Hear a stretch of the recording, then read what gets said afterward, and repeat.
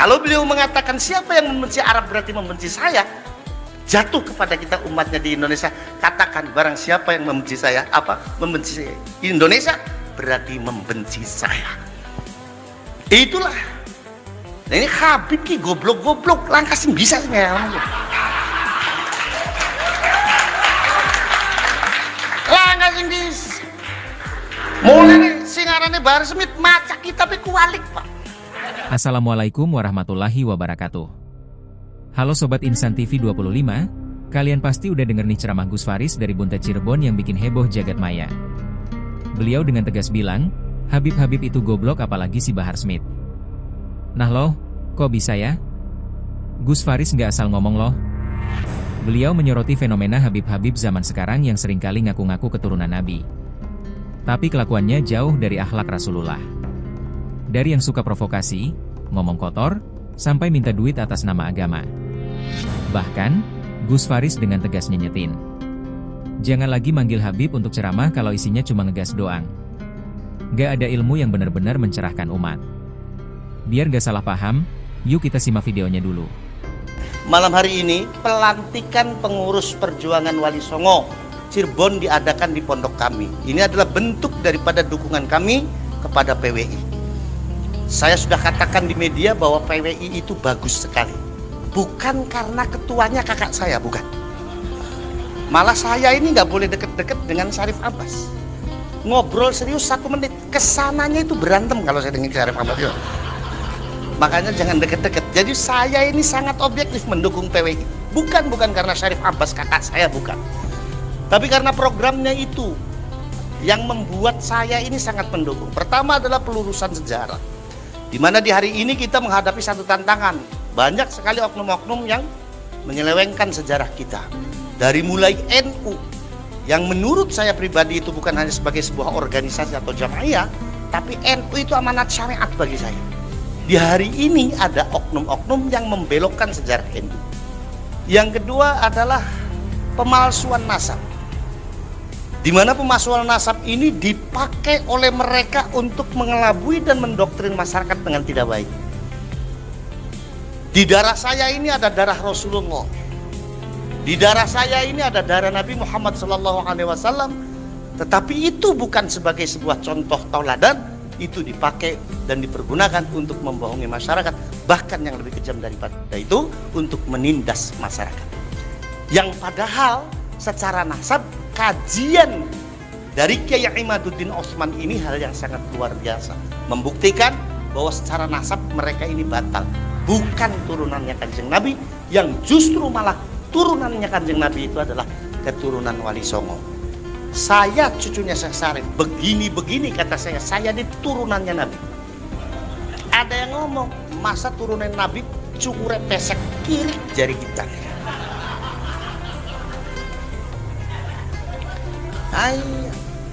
Akhirnya apa? Karena doktrinnya yang begitu kuat, akhirnya masyarakat memahami bahwa turunannya Kanjeng Nabi ukurannya cungur. Kalau ukurannya cungur, masa saya dengan Syarif Abbas beda keturunan? Ya kan? Syarif Abbas ini kan hidungnya mancung. Kalau dikatakan turunannya Nabi, wajar, pantas. Wajahnya nih Arabi. Kalau saya Cirebon Tulen, Pak. Mulane lagi kita ngomong mungkinan turunannya Sunan Gunung Jati, mungkinan turunannya Kanjeng Nabi. Anas ngomong, masa turunannya Kanjeng Nabi cungure pesek kirik aja gitu.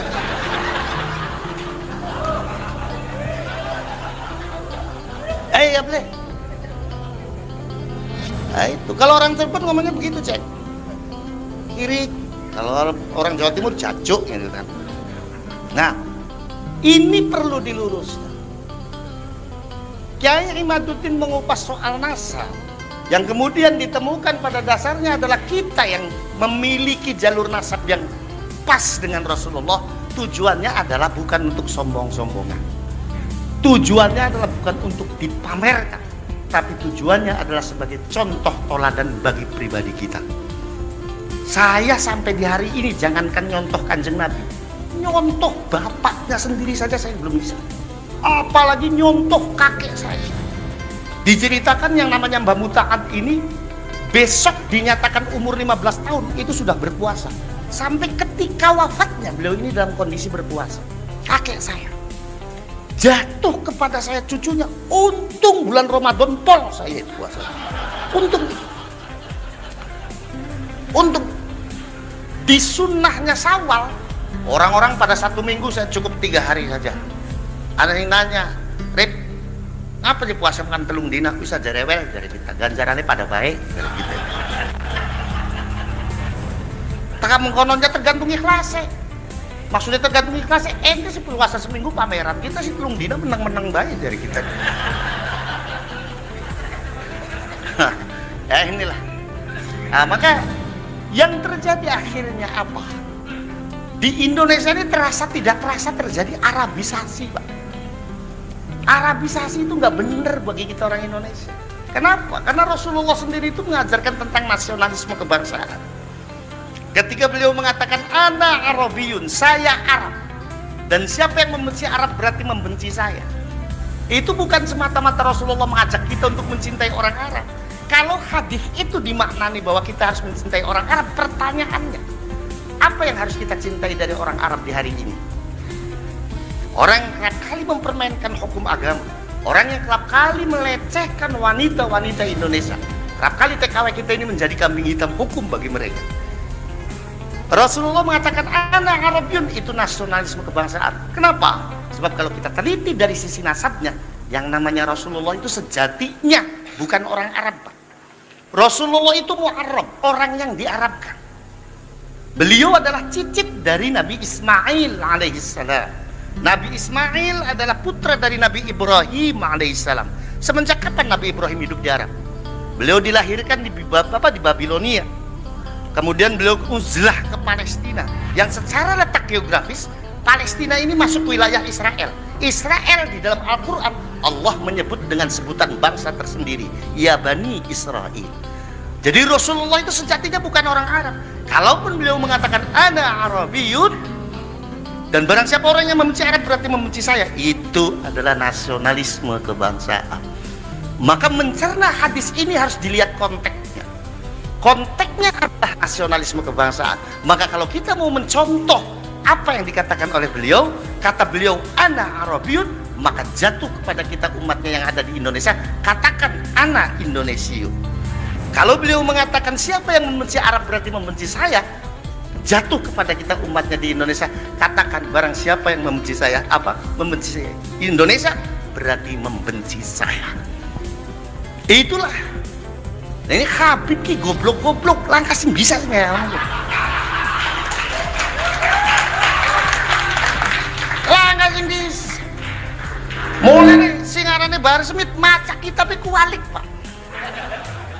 Itu huruf Arab tuh ditulisnya sing tengen marani sing kiwe marani tengen, diwaca sing tengen marani kiwe si pribet.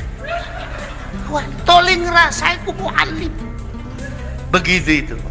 Na'udzubillahi min dzalik, tsumma na'udzubillahi min dzalik. Terjadi Arabisasi sehingga sekarang ini orang Indonesia itu kalau ngomong gak gaya Arab, disangkanya enggak gaya. Anak liko ukhti akhi gabal gabul. Saya bilang, kenapa ente pakai bahasa mengkonon? Jadi dia ngomong, bahasa Arab bukan afdol. Iya, bahasa Arab itu afdol, tapi sing Qur'ani. Hari ana wong mati diucapkan inna lillahi wa inna ilaihi raji'un. Ketika kita mendapatkan belai ninggalan, astagfirullah. Ketika kita melihat sesuatu yang menakjubkan, subhanallah. Ari akhi ukhti gabal gabul bahasa congor irit kita. Nggih nama nggih. Kalau Syarif Abbas ini pintar bahasa Arab. Kalau saya nggak bisa, saya bisa bahasa Arabnya sesuai nahwu sorof.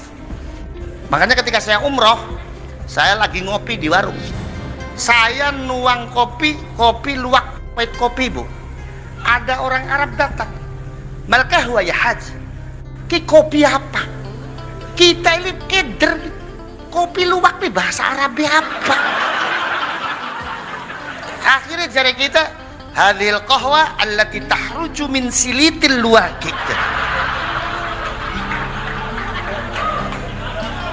Ya tadi bahasa Arab apa kopi luwak? Kata teman saya yang di samping tuh, Gus, kalau kapal api apa Gus bahasa Arabnya? Safinatun nar. Ini terjadi Arabisasi, disangkanya yang namanya bahasa Arab. Akhi, ukhti, kapal kabul. Itu afdol, bukan. Yang afdol dalam bahasa Arab itu yang Qur'ani. Nah, makanya saya kalau ngomong sama Hadratus Seks, Habib Ali, ya kalau Hadratus Sekh buat Mbah Hashim, kalau buat Habib Ali Hadratus Seks. Itu kalau ngomong, kalau sama beliau itu ngeledekin orang Arab itu seneng. Saya bilang beliau kan, waduh, rambutnya gondrong, awaknya gede, percis kayak foto Gajah Mada gitu. Kata orang itu tuh, Yip, antum tuh kalau manggil orang sembarangan saja. Ya kita siapa ndeleng jelok-groke pae. Gus Muafik awaknya gede, ireng, rambutnya gondrong, tak pundangnya jin Islam. Ini pada we karo Bali itu kundangnya patung Gajah Mada.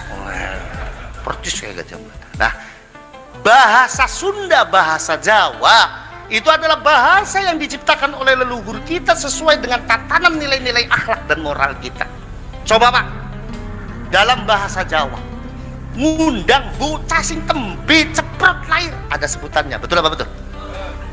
Gede titik ada sebutannya, wudele copot ada sebutannya, betul apa betul? Di Sunda leluhur kita menciptakan bahasa Sunda dengan sangat luar biasa.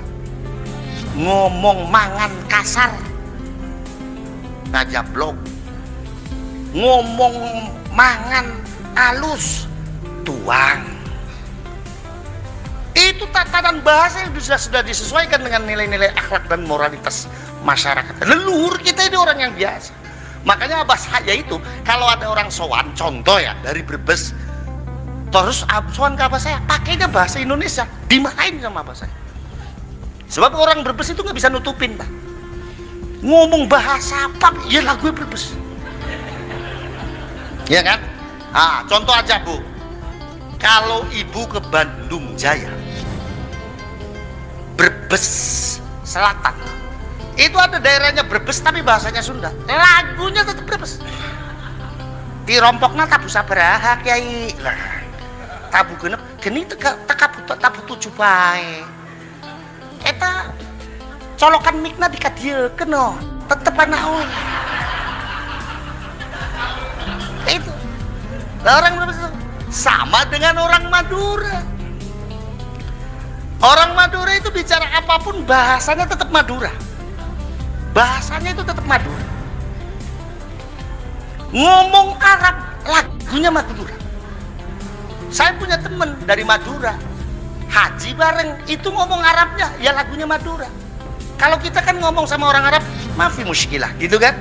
Kalau orang Arab enggak, ada tasdid, apa kalau Madura ada tasdidnya, mafi muskilah. Nah, tetap. Nah, jadi kita ini memang diminta, dan kita ini harus menjadi muslim yang bijak, yaitu dengan mencintai budaya kita sendiri. Suku Sunda harus mencintai budaya Sunda, suku Jawa harus mencintai budaya Jawanya, orang Cirebon harus mencintai budaya Cirebonnya. Maka tadi ketika Syarif Abbas dan Syarif Mujib ini datang, kita sambut dengan tarian khas Cirebon, yaitu tari topeng. Dan yang nari semuanya adalah santri putri saya, bapak-bapak dan ibu. Saya katakan kepada ibu bahwa kalau santri saya nari topeng, konteksnya adalah tabarrukan. Kenapa? Karena tari topeng itu yang menciptakan adalah kakek saya, Pangeran Cakrabuana. Tari topeng diciptakan pertama oleh Pangeran Cakrabuana ketika beliau akan berhadapan perang dengan Kerawang. Di mana Pangeran Cakrabuana ini ketika perangnya Kerawang nantang, Pangeran Cakrabuananya nggak mau perang. Jangan perang, perang itu nggak ada yang untung.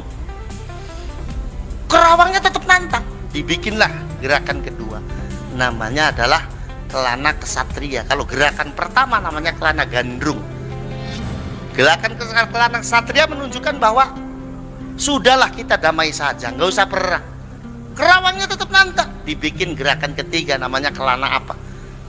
Akhirnya dengan sangat terpaksa Pangeran Cakrabuana menerima tantangan Kerawang. Terjadilah perang, Kerawangnya kalah, dan dibikin gerakan ketiga Kelana apa yang menunjukkan bahwa gerakan itu, bahwa tuh saya sudah ngomong sama kamu, kalau perang kamu yang kalah. Sudah, sekarang gak usah perang, saya maafkan, ayo kita bareng-bareng lagi. Itu Pangeran Cakrabuana. Pangeran Cakrabuana itu di dalam manuskrip yang ada di Kanoman, ketika mengarang gerakan tari topeng riadohnya itu 15 tahun, Pak. Beliau tidak mau memakai ucapan, beliau mau menjawabnya pakai gerakan. Dikatakan, kenapa Pangeran? Karena takut terjadi fitnah lisan. Sebegitu hebatnya beliau dalam menciptakan gerakan tari, kita yang tidak paham dengan itu semua, kita hanya bisa mengkafirkan, bahkan mengharamkan. Jare wong Cirebone sekali kirik tetap kirik.